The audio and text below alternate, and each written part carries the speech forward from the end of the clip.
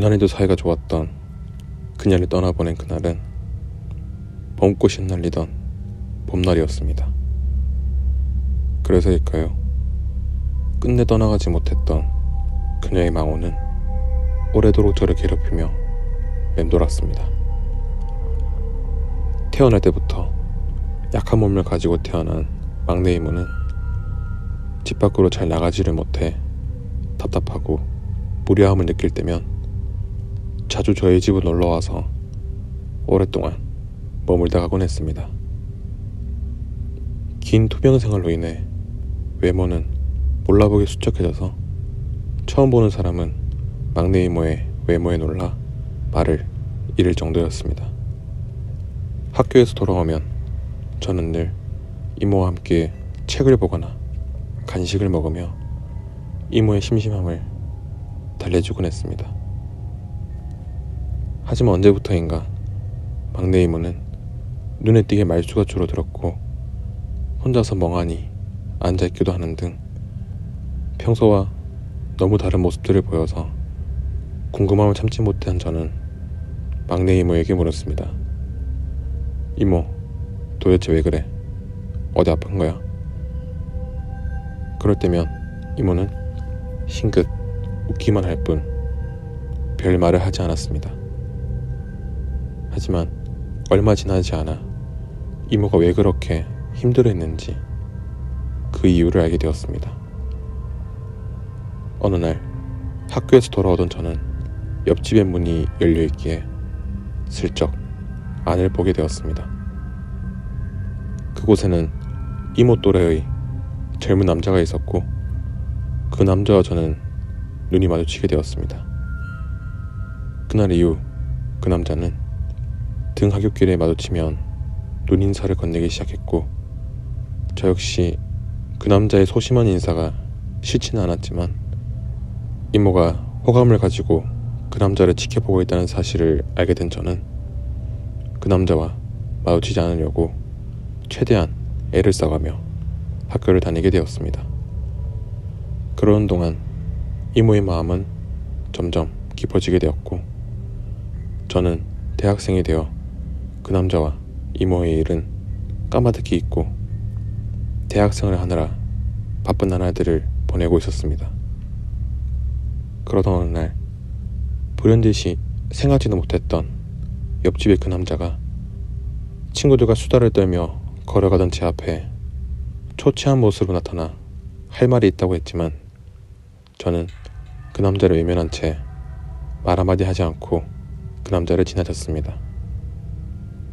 그리고 얼마간의 시간이 흐른 후 많은 사람들의 반대에도 불구하고 그 남자와 막내 이모는 결혼식을 올리게 되었고 저는 이모가 진심으로 행복하기를 바라며 두 사람의 앞날을 축복해 주었습니다. 하지만 그 남자는 얼마 가지 않아 몸이 약한 이모를 냉대하게 되었습니다. 소심하고 얌전했던 남자는 급기야 술을 마시면서 이모를 구타하고 멸시하기를 서슴지 않았습니다. 너무나 마음이 아팠던 저는 이모를 위로하고자 많이 노력하며 그 남자와 헤어지기를 권유하기도 했습니다. 하지만 이모는 그 남자가 그토록 괴롭히고 냉대를 할 때는 아무 말도 하지 않고 묵묵히 있다가도 제가 이모를 위로하려고 하면 화를 내고 소리를 치며 고함을 지르기도 하는 등 이해 못할 행동을 했습니다. 이모는 그 남자의 학대가 그 남자가 호감을 가졌던 저로 인한 것이라고 오해를 해서 끝없이 저를 원망하고 미워하고 그 불행의 모든 탓을 제게 돌렸습니다.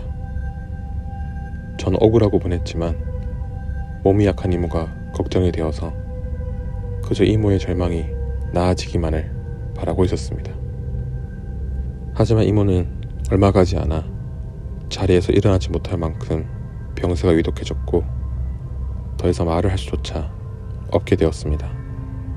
생명의 빛이 사라진 얼굴에서 기괴하리만큼 두 눈만이 섬뜩한 빛을 내며 저를 쳐다보는 것이었습니다.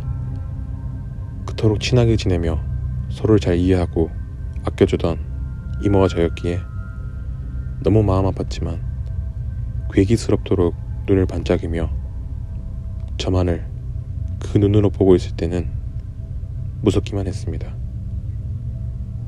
얼마 후 이모는 허망하게 세상을 떠나게 되었고 그 남자는 어디로 사라졌는지 보이지조차 않았습니다. 그런 어수선한 상황이었지만 모두들 이모의 명복을 빌며 조용히 장례식을 치르게 되었습니다. 장례식이 끝나는 발인날이었습니다.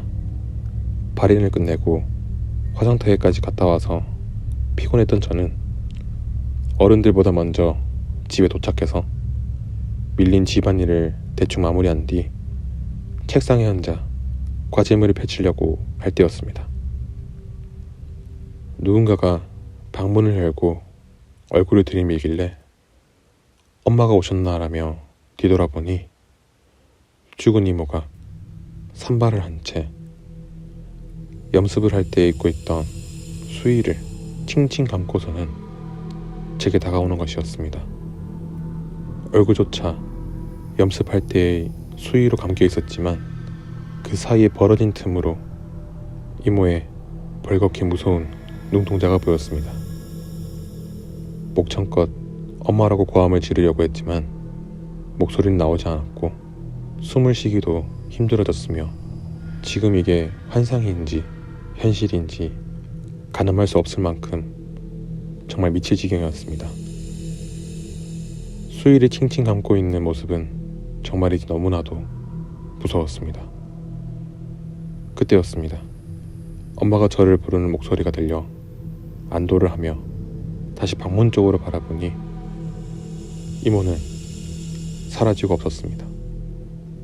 그때부터 시작된 이모의 망호는 저를 잠들지 못하게 했으며 낮에도 혼자서 절대 있을 수 없게 되었고 어느 사이엔가 저를 아무것도 할 수 없는 존재로 만들어버렸습니다.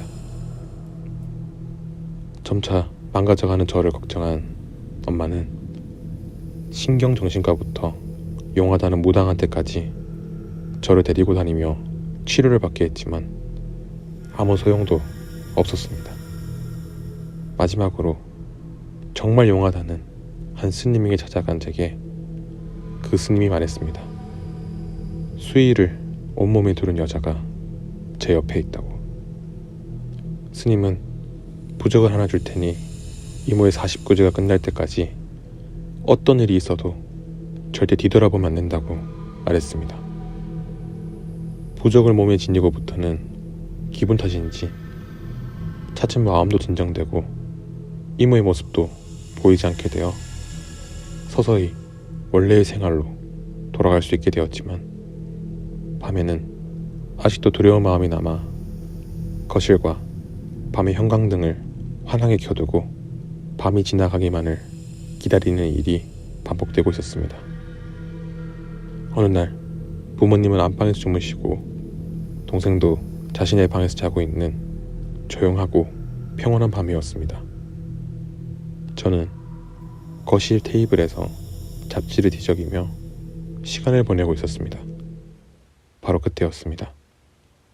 가느다란 손가락의 느낌이 등에서 느껴졌습니다. 차갑고 소름 끼치는 염습의 냄새가 나는 그 존재. 이모가 등 뒤에 서 있는 느낌이 들었습니다. 극도의 공포감을 느낀 저는 부모님을 큰 소리로 부르려고 했지만 목소리가 나오지 않았고 가늘고 차가운 그 손가락은 점점 더 깊이 등을 파고들며 기괴하고 이상한 소리로 중얼거렸습니다. 너 때문이야. 그 순간 참지 못한 저는 뒤돌아보게 되었고 원한을 가득 담은 검은 두 눈에서 눈물을 흘리며 끔찍하리만치 섬뜩한 눈빛으로 노려보고 있는 너덜거리는 수의를 입고 있는 이모를 보게 되었습니다. 너 때문이라고 끊임없이 웅얼거리며 푸르스름하고 일그러진 얼굴을 코앞까지 들이미는 모습을 보고도 손끝 하나 움직이지 못하고 온몸이 오그라들어 그저 보고만 있을 뿐이었습니다. 뒤돌아보지 말라는 그 스님의 금기를 어긴 탓인지 그 후로 저는 방 안에서 꼼짝 않고 있어도 붉은 눈물을 흘리며 끊임없이 웅얼거리는 그 여자가 보여서 밤에도 잠들 수 없고 나조차 더 이상 자유로울 수 없는 지옥 같은 생활을 하게 되었습니다. 만약 그때 제가 끝까지 뒤돌아보지 않았다면 스님의 말처럼 이모의 망호는 49제를 지나고 난 뒤 살아생전의 슬픔을 뒤로하고 떠나갔을까요?